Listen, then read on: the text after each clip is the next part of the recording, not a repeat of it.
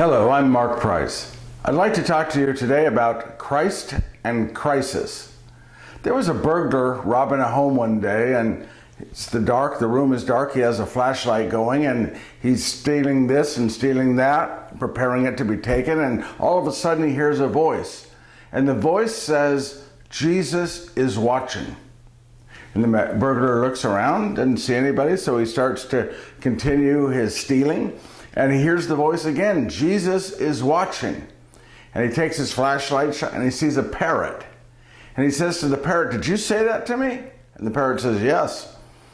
And the burglar said, "What's your name?" And the parrot said, "Moses." And the burglar laughs. He says, "What kind of a person names their parrot Moses?" And the parrot looked at him and said, "The same kind of person that names their 150-pound Rottweiler Jesus." Jesus is watching, always. The gospel today is from Matthew chapter 8, verses 23 to 27. As Jesus got into a boat, his disciples followed him. Suddenly a violent storm came up on the sea, so that the boat was being swamped by waves, but he was asleep. They came and woke him, saying, "Lord, save us, we are perishing." He said to them, "Why are you terrified, O you of little faith?" Then he got up, rebuked the winds and the sea, and there was a great calm. The men were amazed and said, "What sort of man is this, whom even the winds and the sea obey?" The gospel of the Lord. Well, there you have it. Jesus just stops a storm. Boom, stops it. How could he do that? Well, it might help that he's the Son of God, the God who created all things, that he's God himself. And look at how he rebukes the disciples for being so frightened and so scared. Jesus is there in their midst, albeit he's asleep, but they're still so frightened that they're going to die.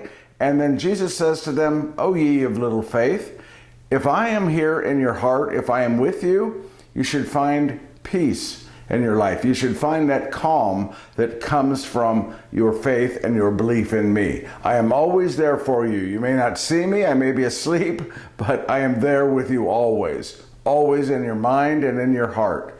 Find that calm, find that hope that comes." Now, there's a word crisis.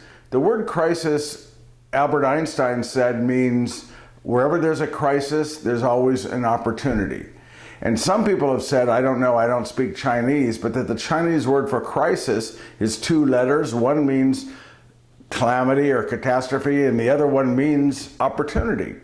And so I want to suggest to you that what this reading is telling us is that in all ways with Christ, there is opportunity to find calm in the midst of whatever storm the world is putting your way. And this storm the disciples were dealing with was a large storm. These are men who are used to being out on the lake. They're used to being caught in storms, but this one, there was something different about it. It was bigger or more brash than they were used to, and it absolutely frightened them. And well, you know what I'm thinking? It's sometimes best to hear it firsthand from somebody who was actually there. So Doubting Thomas was in the boat. Let's hear what he has to say. As we were there just relaxing for a few seconds, the storm came back. The storm came back bigger and harder than it was. The boat was blowing harder than it ever was, this way, that way. It was rocking up, walking this way. The wind was coming down. The rain was blowing, and we were frightened. We said, "Jesus, you must save us. You must save us. We are going to die. We're going to drown." Do you know what Jesus did? He raised his hand. He just raised his hand. And just as he raised his hand into the air, the weather had stopped. Now, what kind of a man can command the weather just by raising their hand? Jesus. He did this. Yes?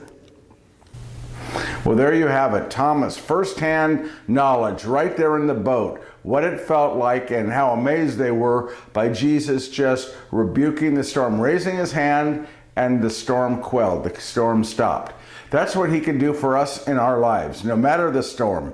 Whether it's a personal storm, a storm of finance, a storm that's created by animosity and friction within the family, whether it's a crisis like the pandemic, the COVID-19, that's scaring everybody, or whether if you're not scared of the COVID-19, maybe you're scared about the 24/7 media hyping everything up. But whatever it is, whatever the crisis is that's affecting you, that's making you feel anxious and worried and just simply frightened, turn to Christ, the one who quells the storm. Turn to that faith that you have deep inside. If you're a person who's never had faith, I challenge you to find that faith, to turn to God through Christ and get to know the calm, the hope, the joy that comes from that relationship. If you have been in that relationship, but you're sort of on the outskirts now, come on back, turn back. He's always there with his arms wide open. Turn back to him and find the calm he offers you no matter what your storm.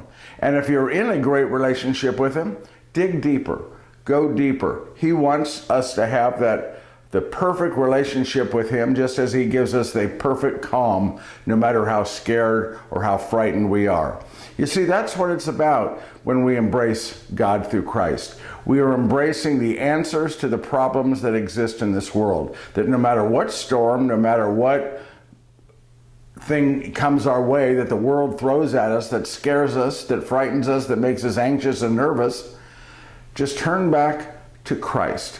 Christ rules over crisis. Christ is that opportunity we have to deal with all that the world has to throw at us. Yes? Amen? This is Mark Price. Thanks for listening.